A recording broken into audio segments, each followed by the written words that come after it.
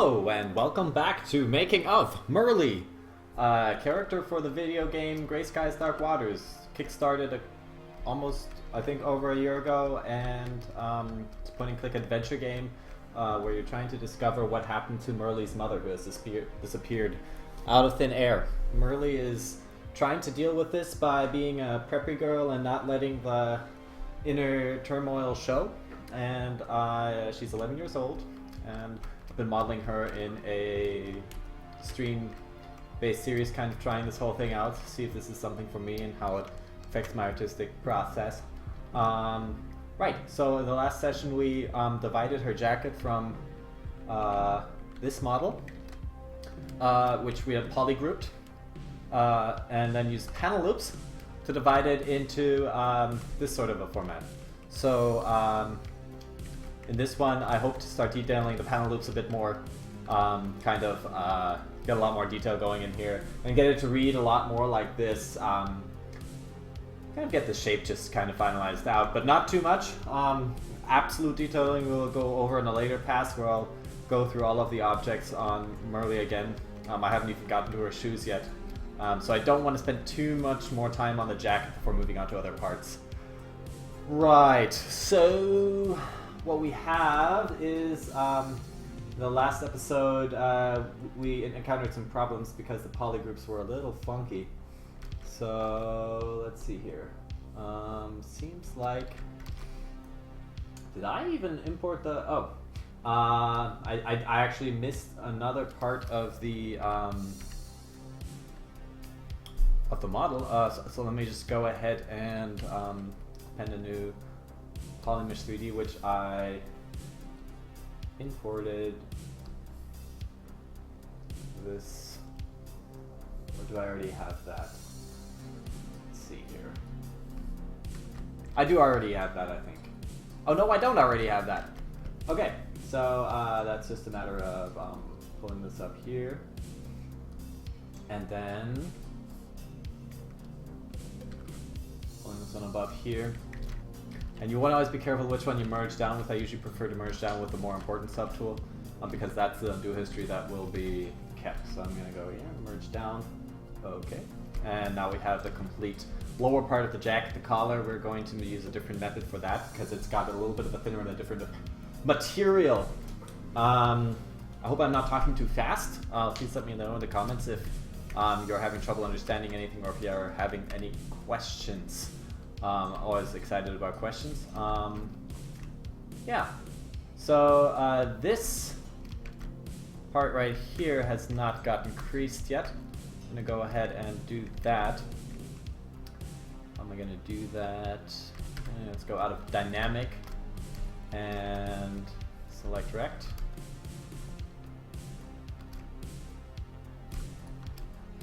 Let's just hit the crease tolerance, set that to like 110 crease. Nope, that did not help. A little bit lower crease. See, that definitely helped a lot. Still getting two edges here, which I'm just going to go ahead and crease manually with using the Z modeler brush. Which, when you hover over an edge, you can choose crease and tell it to crease the entire edge loop partial, which is, I think, the function I'm going to go with. Nope, that did not do it.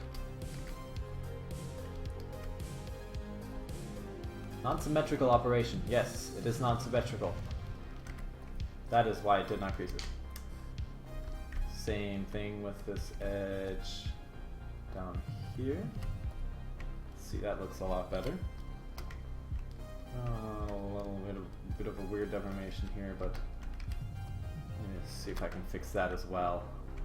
Yeah, that's just this one edge here. I'm just gonna uncrease this one and crease this one. See if that looks any better now, or if we saw that we are. That looks a lot better. Same with the top edge. I think it has a similar issue. Let's see here. Oh yeah, it's not creased at all. There we go. So we've got the jacket all creased up. I think we're gonna go and crease a couple more edges by hand, and then we're gonna subdivide, tweak the shape a bit more, and kind of start detailing to get this puffy shape all around. Okay, so this one over here, I actually don't want to crease.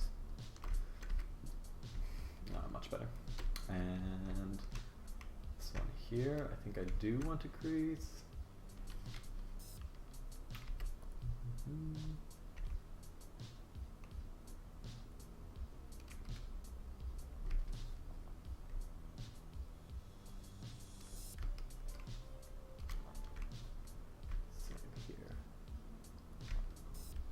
Creasing edges basically tells the smoothing algorithm to keep those edges sharp, which we want. And it's much easier to crease them when I'm using the dynamic subdivision preview, so that I don't need to subdivide my model every time to see what the model will look like once I've added subdivision levels. So I'm just going through and creasing all the edges here. Let's see how that looks.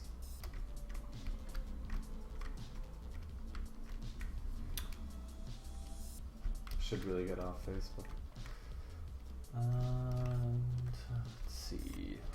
I don't think this edge should be creased. It's definitely not optimal.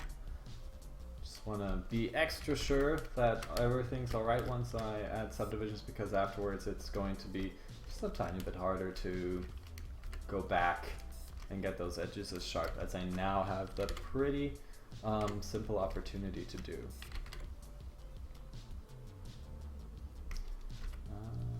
Just on that, see how that looks. Something's odd here. Yeah, no, that was a little odd. Yeah, it's already looking a lot better here. This is a little sharp, this corner. The bottom one isn't sharp, so I'm just gonna probably I should go and crease this edge as well.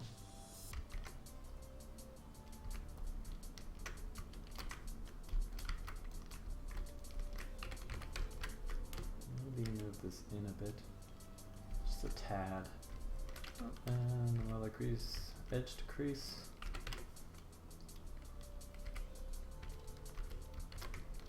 Let's make it seem like those are stitched together. Yeah. No matter, whenever you think that you're almost done, I guarantee there's going to be at least 10 more things to do. Always gotta be super careful to make sure it's not. Yeah. Something I really like is curvature of this fold here. It's really well when it's subdivided. Even here, there's some oddness going on. I'm gonna go and uncrease this edge for sure. See if I can actually move this in a little bit. Oh no, don't smooth so fast. A little minimum amount of smooth, just try and get that. Oh, uncrease. Yeah, so that you get that kind of a round corner. I think I'm going to go through and actually manually uncrease these as well, just so it reads as if the jacket is not perma-folded in this direction, but is just being folded outward because she is currently currently has the jacket open. There we go.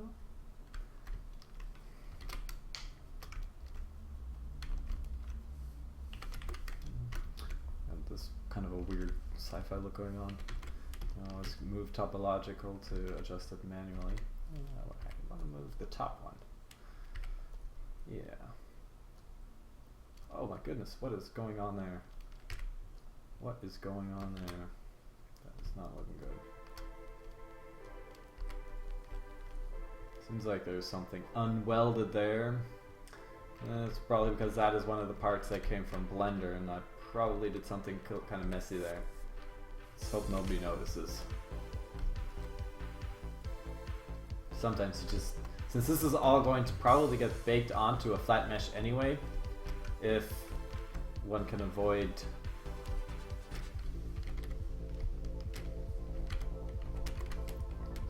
errors in that regard. That's topological. There's just some oddness going on.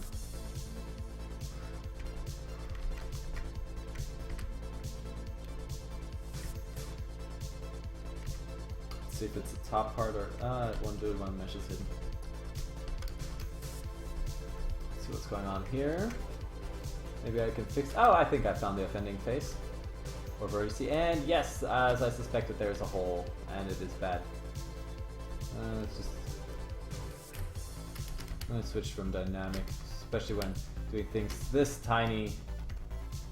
Can be really awkward to be working with the fixed brush size, and the way you switch between fixed and dynamic is by just shift clicking the word dynamic.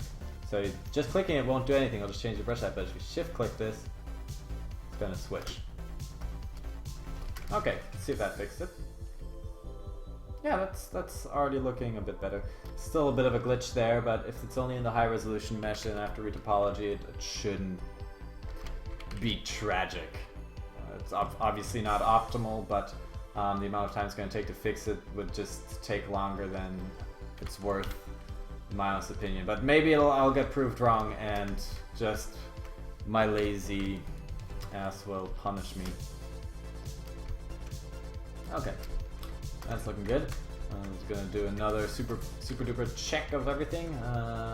That edge. Yes, I know this. Turn dynamic. Let's go switch back to the crease.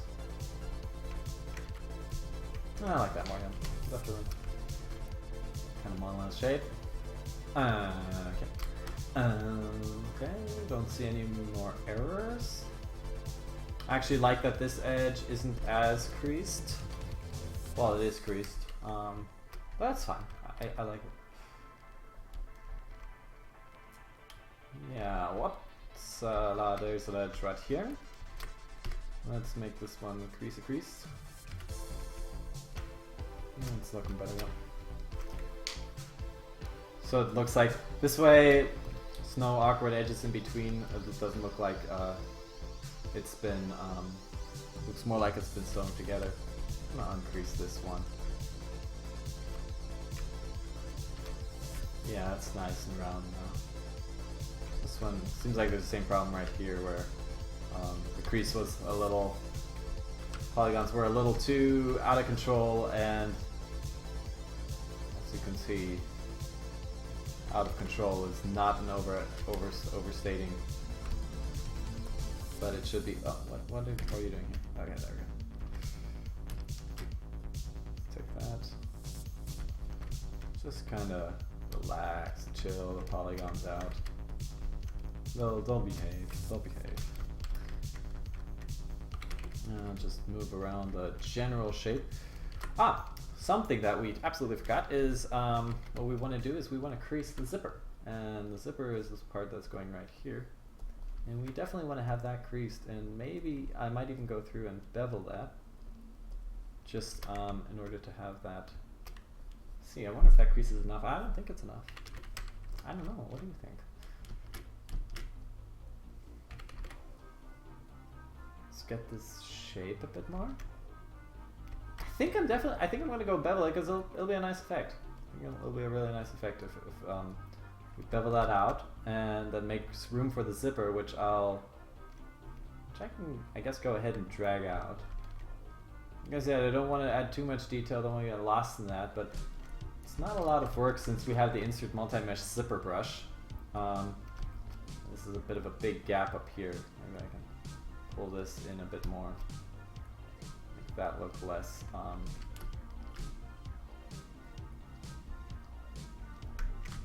same on this side.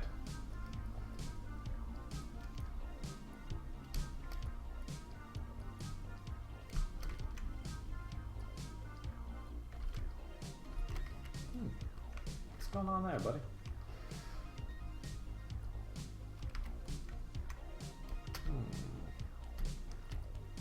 See how much further out we can pull that.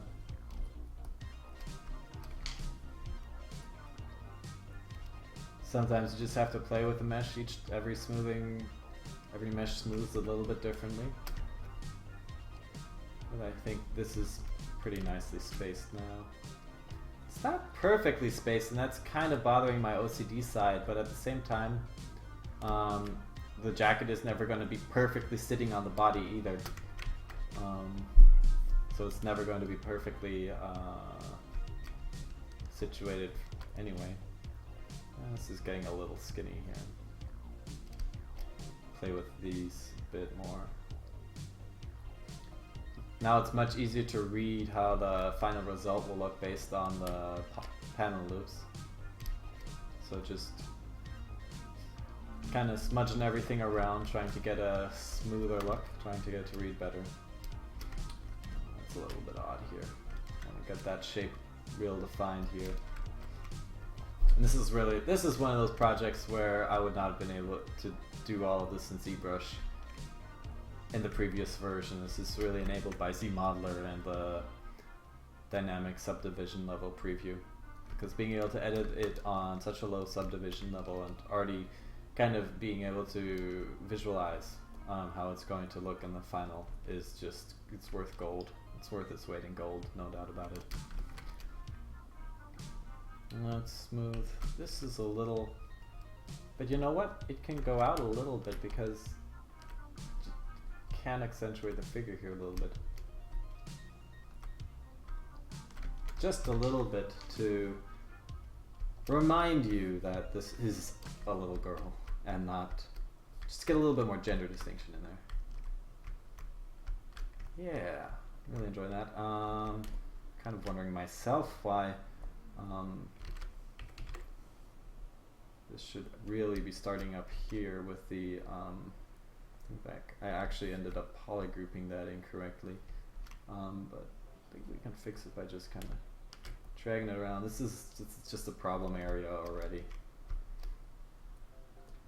but like I said, maybe this is just like, I'm imagining this just being like an actual like real life glitch in the jacket where it might have just gotten a little confused itself about which way it's supposed to fold. So I'm okay with the way this looks here. I just wanted to make sure that this layer of the jacket wasn't too far out. Let's see here. It's looking good. Now, before I start inflating everything up, it seems like there's still a little bit of a wrong crease here.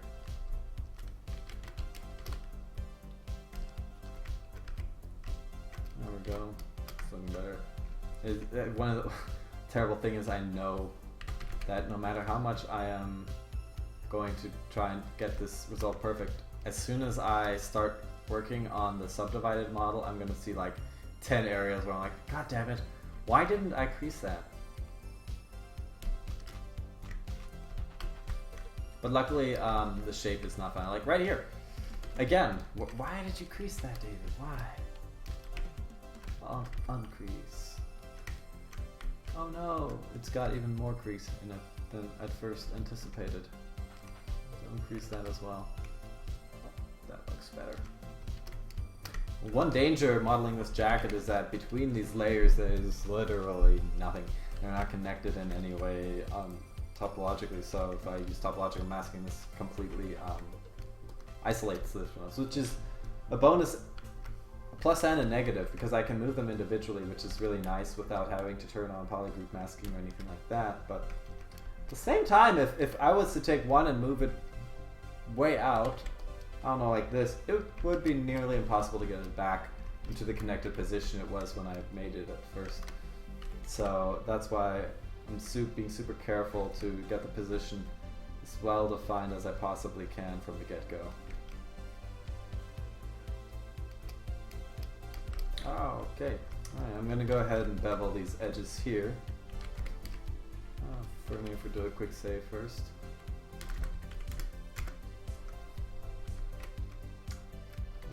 Okay. Bevel. We want, I don't know. We want edge loop complete. Sure. Let's not do dynamic. I want 2 rows because I want to be able to select the center one. Actually, let's see here. That zipper has, let's actually use 6 rows. Or maybe 4? Yeah, 4 looks about right. I wonder if I can change the poly grouping. No, okay. And then I'll just click on the other ones here and it'll automatically use the settings from the one I just used. That's not as straight as I was hoping it would be. I'm just gonna move this a little bit more. EMV, please move. Please give me move brush. Okay. Now I'm just gonna tap these. Oh no, I do not want that much. I just want a single edge. Let's do partial. Sure. I'll go with that. That's a lot of triangles, but sure. Now, the exciting part is I would like to kind of take the center edge and maybe there's got to be some sort of a move? No, there's no normal move. Well, I guess I could take the faces and... what I want to do is I want to inflate the two of the edge loops to get a more interesting shape. Maybe that's just a little bit superfluous and jumping the gun anyway. Anyway, I'm gonna go ahead and... Maybe that was too many edge loops. I'm gonna go and undo all that.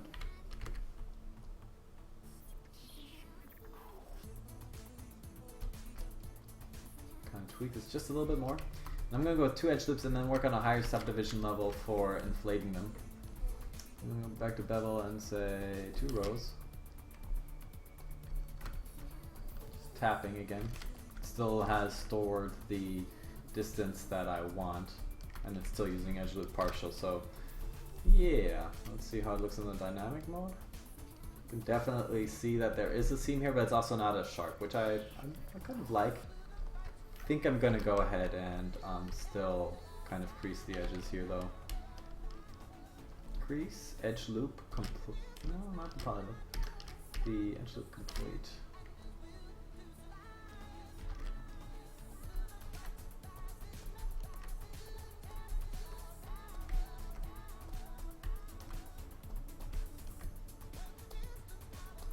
See how that looks.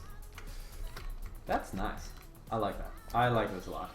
That's really taking that shape and doing something with it. Okay, so I'm going to do one last look around everything. Make sure there's no creased edges that shouldn't be creased, no uncreased edges which should be creased, but everything is looking a-okay. Oh, wait. Aha! I knew it. I knew it. As soon as you think everything's okay, new problem shows its face. We're going to just take the single edge and crease this one. And then I'm going to crease that edge. Dynamic. Yeah, here we go. That looks nice. It's going to be a little bit tough to get this to line up perfectly with the collar, but I think we'll be able to stretch, smooth, brush that the way it should go. Alright, so I'm going to save that, just overwrite that. And turn off dynamic. And now we've got real subdivision levels. It looks the same, but now I can actually go ahead and sculpt this out. So what I want to do now is to turn on mask by polygroup and just start kind of pulling out this shape here and get that form defined. See, I can also turn on under my brush, smooth brush modifiers, there is this weighted smooth mode, and if you go press Control over it, you can see a kind of a description and number. Groups border, number 6 smooths by groups border. So now if I smooth this, it's going to be taking into should take into account the groups border that is being smoothed. So it's not going to go any further than this, which is optimal. Yeah. So I'm kind of trying to debate whether to go for a couple parametric, like some kind of auto smooth things, maybe to flank right. So now I have only the, yeah, let's see, I'm not quite convinced this will work, but it's worth a shot. So if I mask all this, and actually go into masking, grow mask a bit, kind of, well, I guess let's do this right. Let's do this right. Let's hide this. Mask that as well. Okay, so if we go here, we could probably just inflate this by like 5. Yeah, hey, I like that. I like this. This is exactly what I was hoping to achieve. Maybe I should hide the polygroup for the... I'm gonna hide the polygroup for the zipper as well, since that shouldn't get inflated either. Thought it would hide the whole thing, but apparently these are all their own polygroup. Okay. Hide that as well. Go here. Kind of inflate that. Too much, but enough so that we can really define the shape of the jacket. I'm going to turn off view mask so I can kind of evaluate what this is looking like. I'm going to have to do some reworking up here, but for the most part I think it's reading really nicely, kind of like the way a jacket should read. And especially for the base parts. I'm going to have to definitely add some more inflation here, but I'm happy. I'm happy. Let's see. Let's try and get. This is where it's definitely going to need a lot more. But I think if I keep this mask, it's really going to do a lot of good things for me.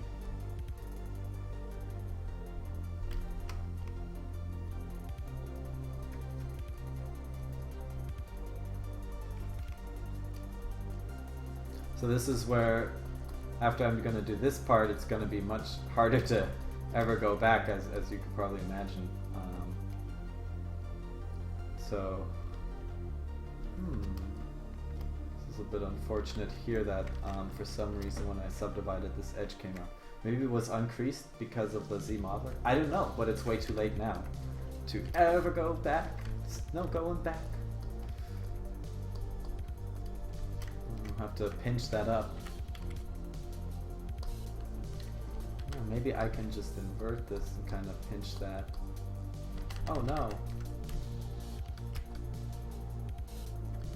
Kind of rework this manually.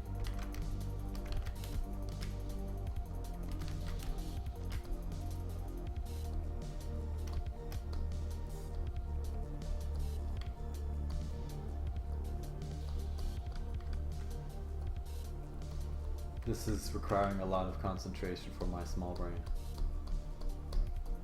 It's a very artistic thing, and we all know, very technical, but art is tough. There we go. It seems to be working better going from left to right for some reason. Going towards the zipper seems to be working better.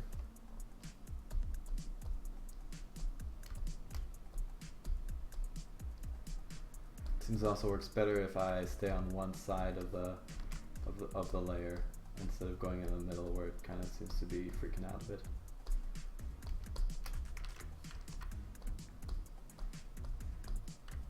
There we go. Just gonna use the move brush and move these down.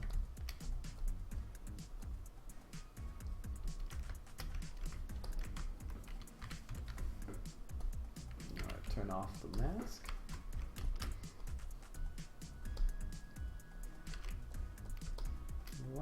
We want to inflate, but not an inordinate amount. We want to have this nice open jacket feeling here.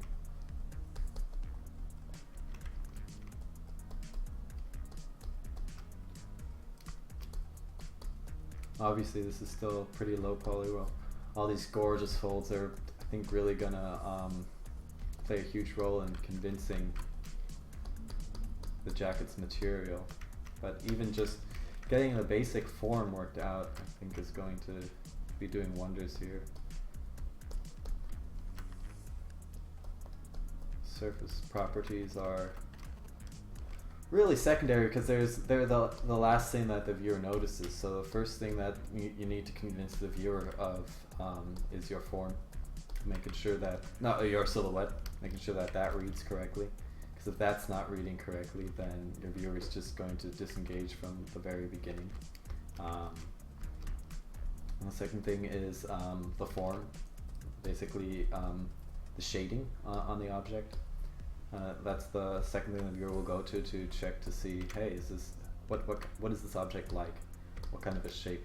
What kind of a form does it have? So the first thing is kind of like the shape, and then you're going to go into the form, and then the third and really the final thing that the viewer, kind of like the cream on top, the creme de la creme, is going to be the detailing. So detailing is very important as that last step to really like convince your viewer that it's great, but that thumbnail image on Facebook is not going to have any detailing on it. And same thing about that blockbuster movie you're obviously working on is people are going to be seeing the silhouette and the form as the first and primary things in their evaluation and their understanding of your character. And the detail is really just going to reinforce that as a final cherry on top kind of deal. So this is finally starting to read like a jacket now that the form is getting better and more worked out. I'm really happy with how well that inflate worked. I think I'm gonna maybe do the same thing to the collar, get that all worked in correctly, and then yeah, see where we go from there. I'm gonna make it really nice and puffy here though. I want that to be nice and puffy. Yeah, I'm really excited, especially about this kind of a happy accident here, where it looks like you have the base of the jacket and then the filling going on both sides, and that just came because the panel loops here are actually being masked out. If you view mask, you see that that's why I'm not affecting them, but that just ended up working so perfectly. Super excited about how that kind of worked out. Kind of also trying to right now contain my excitement, play it cool, but I am really excited. I'm gonna inflate this here a little bit too, just to get a little bit more of the end collar, or the end seam around the arm. So I'm just doing that by inflating and then smoothing a bit. This way it looks like I went and purposefully added a lot more detail, but using the panel loops for something like this, it's really the perfect application. Let's see what this looks like without a mask. Yeah, I'm really digging that. Get a little bit more inflation here. Gonna get a little bit of an uneven over that really large piece.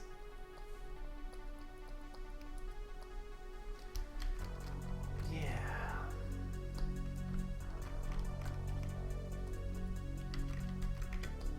Yep, okay. Next step is going to be doing a lot more detailing, but for now, I think I'm going to move on to just doing this collar. This is just going to be a miniature version of the jacket process, basically, but just a lot thinner.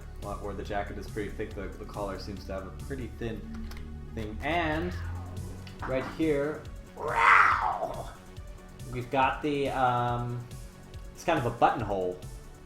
So I'm guessing, no, actually there's a button on one side for sure, and it's actually going to be a button that can go through a hole. And yeah, that's what buttons do. I want to model that. I want to model that in. I think that button's actually on this side. I'm just going to take a wild guess and guess it's on that side, because usually the part that you put over is the button, is the hole. So usually you put the hole on the button. So I'm gonna go ahead, and I'm really excited about this vertice here because I think I can make a buttonhole out of it. Let's see here. We want to go and switch to the Z model. Do a quick save. I'm just gonna overwrite that because nothing huge happened. And here we want to do. This is a really cool thing. Oh, where are you? Split. Yeah. We want to crease the ring. We want to regroup the ring. Target point. Boom! Buttonhole! I'm going to delete that. And voila. Actually, screw that. I'm not going to delete it. It's so puffed up that it's not deleted. It's just going to become a separate thing in the panel loops, and then it's might actually automatically read as a button. So that's going to be cool. I think I'm going to do the same thing. Well, yeah, I'm going to do the same thing here. It's just going to be a matter of inserting another edge loop here and then splitting this point. And those are going to be my two buttonholes. One's a bit larger, and it's hopefully going to actually be a button. And this one's just, maybe that'll also be a button. I don't know. It's going to look cool. And something weird happened there. Oh, wow, I had X symmetry on and it actually put a button on the other side. That's funny, that's never happened before.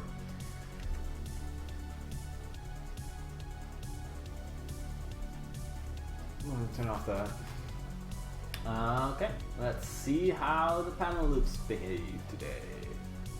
We're going to be on a geometry edge loop, panel loops. We do want it to be double, yes. We want thickness, man, try polish, but no polishing. No polishing here. Yeah, and this is just a lot smaller, thinner, looks good. Maybe I'm going to just take that thickness down from 1 to 0.6. Yeah, that's kind of what I'm looking for. Let's see what this looks like with some dynamic subject. Yeah, this is. You see how these buttons they're adding a kind of a detail landmark to like something goes here. Now same thing as with the rest of the jacket, and I'm just gonna kind of spend a little bit of time creasing this and go back and forth to make sure my Windows doesn't turn on its bitch ass tablet's shit. Go and put a crease here. One thing that we don't want is to panel loop with that many loops. I'm just going to go with one loop here. I'm going to go with two loops here. Fine, that's a 3. Yeah, that's exactly what I want here. And we're going to go and say crease edge loop partial. See that? Nope, does not want to cooperate. Edge. Oh no. Dynamic. It's looking better. Because this is gonna need to match up with that. Question is, do I want to? Let's see. I might just crease the center edge, and that's the benefit of having 3 is that on this edge I can just on the not so essential edges I can only do the center one, and then on the very essential edges do all 3. Let's see how that looks. I'm kind of curious myself. This one would be just the center. This one would be, it's definitely all 3.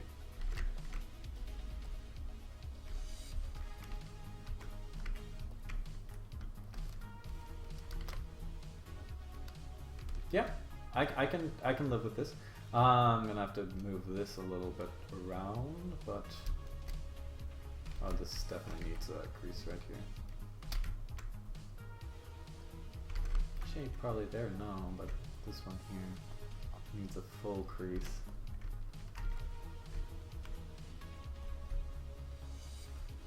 Or not, maybe we should do a crease for this one. Just a small one.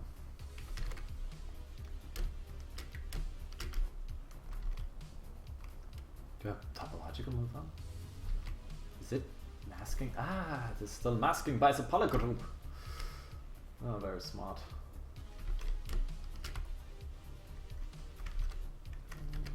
Actually, I just want to move these 2 points here.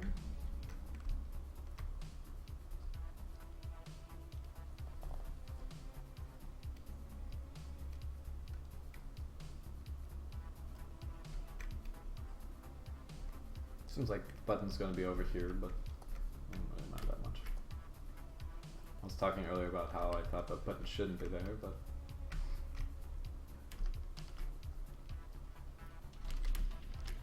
actually I'm going to use the AccuCurve to make sure this goes right into that beautiful little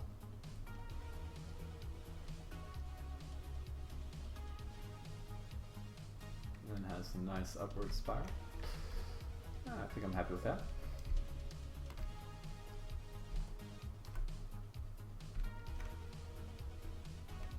yes, yes, yes, and yes. This is for me a happy way of finishing off this jacket. I want to pull that up a little bit more. Oh no! Oh no! Our hole. Oh. Maybe we can use the transform gizmo to just. Nope. No, it does not want it. Oh. Well, that worked really well. Sometimes things work.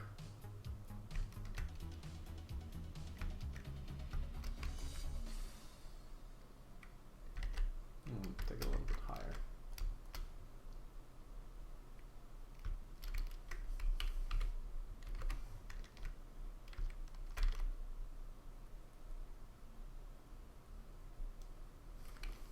Let's see if I can get some. Got that on.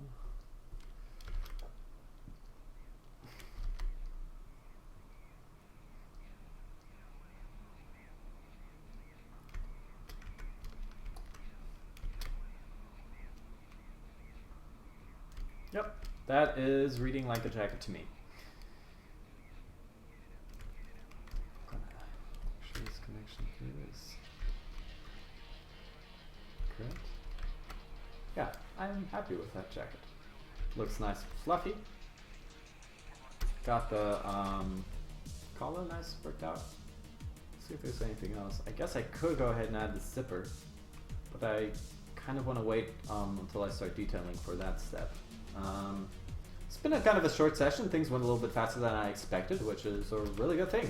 But I think I'm going to stop here and take a break before starting on the shoes next. So if you liked this video, please give it a like. If you thought this was a terrible video and I'm a terrible artist saying complete bullshit, pulling it out of my ass, please give me a dislike and comment about what you think is terrible about me and my person. With that, I bid you adieu. Until next time.